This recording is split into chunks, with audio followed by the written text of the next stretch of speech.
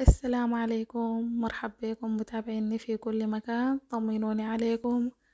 اليوم حابة أعمل معاكم ملاحة تقلية بالقراصة من الأكلات البلدية السودانية الجميلة جدا.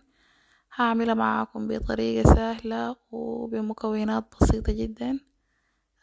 أول حاجة نحضر المكونات بتاعتنا، عبارة عن 3 بصلات كبار مفرومات، ونص كيلو لحمة مفرومة، وزيت نباتي، وثوم مفروم، وبهارات صحيحة عبارة عن كومبا وورق غار وغرنجال، بالإضافة للملح والفلفل الأسود والكزبرة، وملعقتين كبار معجون طماطم، وويكا أو بامية جافة. معاهم كوب من عصير طماطمتين مخلوطات. على الحلة أضيف الزيت وأضيف البهارات الصحيحة وأقلبهم في الزيت شوية. أنزل عليهم بالبصلة المفرومة واقلبهم كل شوية، اقلبهم كل شوية لمن اتحصل على لون ذهبي. دايما البصلة بتاعت التقلية لازم تتحمر وتكون لونها ذهبي. كده بقت جاهزة. انزل عليها باللحمة المفرومة واقلبها كويس عشان ما تكون كده زي السبح سبح. انزل عليها بكوباية عصير الطماطم واقلبها، بتفرق جدا في الطعم. زمان أمهاتنا كانوا بيستخدموا الصلصة الجافة برضو بيديه طعم جميل. أخد معجون الطماطم وأقلبهم، أكب عليهم موية حارة، ممكن موية باردة لكن يفضل ما مغلي. أقلبهم وكل مرة أضيف موية لو احتاجت. أخليها تغلي حكاية بتاعت 20 دقيقة أو 25 دقيقة، وأقلبها كل مرة عشان الحلة ما تمسك. أضيف الثوم المفروم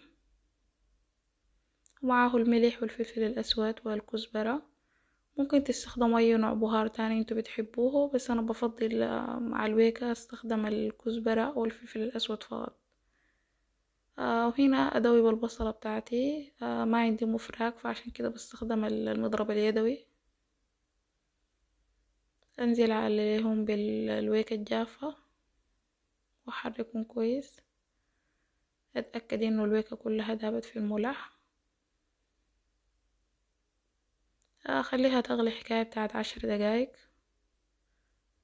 كده الملح بتاعي أصبح جاهز، ونبدأ نجهز العجين بتاع القراصة. هنحتاج ل3 أكواب من الدقيق. أضيف عليهم ملعقة ونص كبيرة خميرة، و3 أكواب من الماء الدافي، وملعقة صغيرة ملح.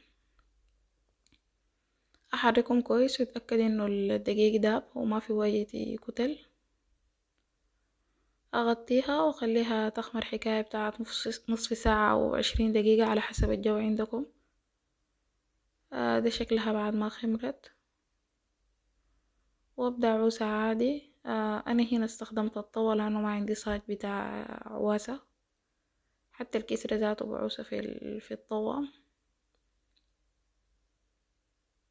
أخد كمية مناسبة من العجين وأفردها.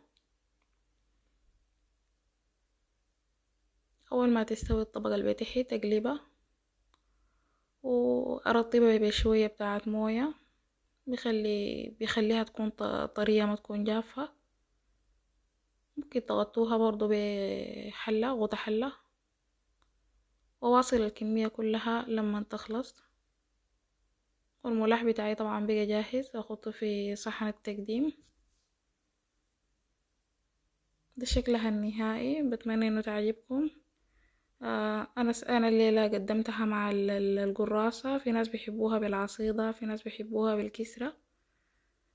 فوروني انتوا بتحبوها بشنو، اكتبوا لي في الكومنتات. وبتمنى انه الفيديو يكون عجبكم، وما تنسوا اعملوا اعجاب للفيديو واشتركوا في القناة لو ما متابعيني.